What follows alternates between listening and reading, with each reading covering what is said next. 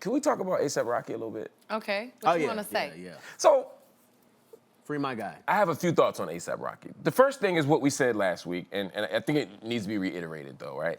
Which is we need to free him. Right. Yeah. I personally don't believe in the prison and incarceration as the way to solve our social problems anyway.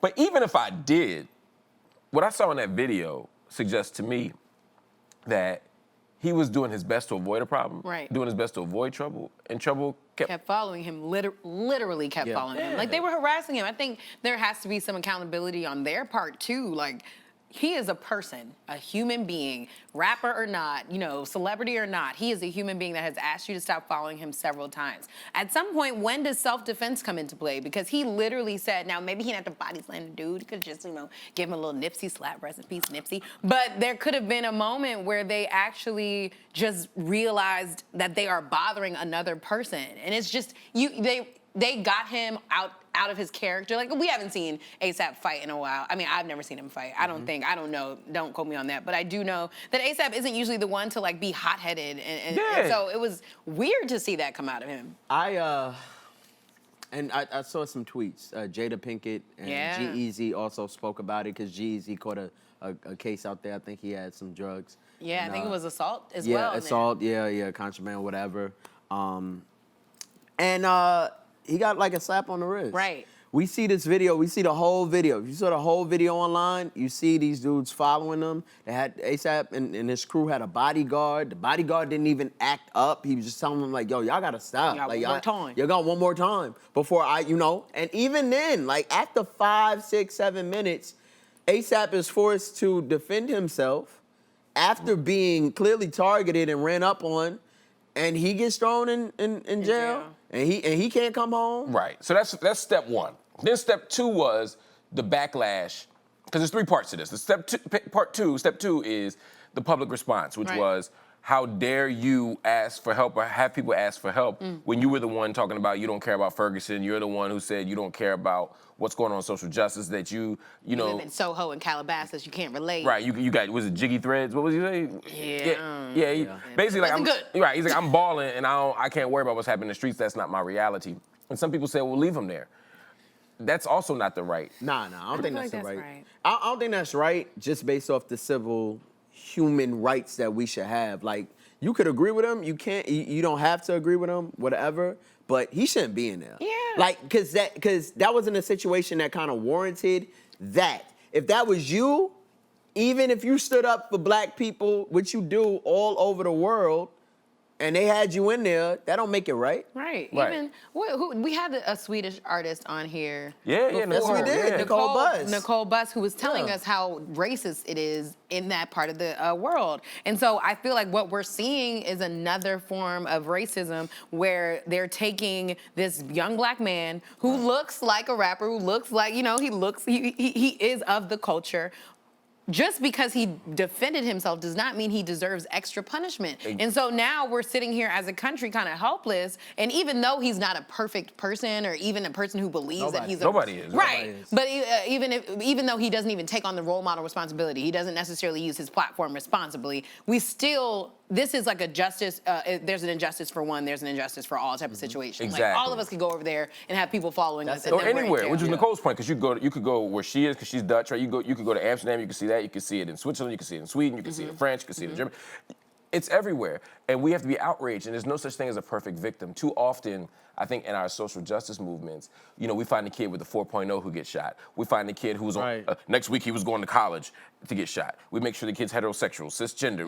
We find all these things, and it's like, I want to save the kid that's also who is suspended from school and has weed in her bag, and who's trans, and you know, all these things that we often marginalize or stigmatize, they deserve to be fought for. Their humanity is the same as everybody else's, right? Absolutely. So we got to battle for everybody. And yeah, I get how annoying it is for somebody like A$AP to say all these things against the social justice movement and then need social justice movement at this critical moment. Yeah. But that's the life we chose. Yeah. We have to fight and advocate for him, and when he comes home, I think he'll have a different opinion. Now that will be the slap in the face. If he comes home and says, I still don't care though. I mean, yeah, justice reform, jail, prison, I don't care. That would be the slap in the face. And I really hope that this changed his whole entire perspective. In the same way that, I mean, Meek always had trouble with the justice system and prison, in and out of prison in Philly. So he understood it differently. He comes from a different lifestyle, so he knows how important it is for him to speak up because he's been in prisons with or people who can't speak up. He understood that.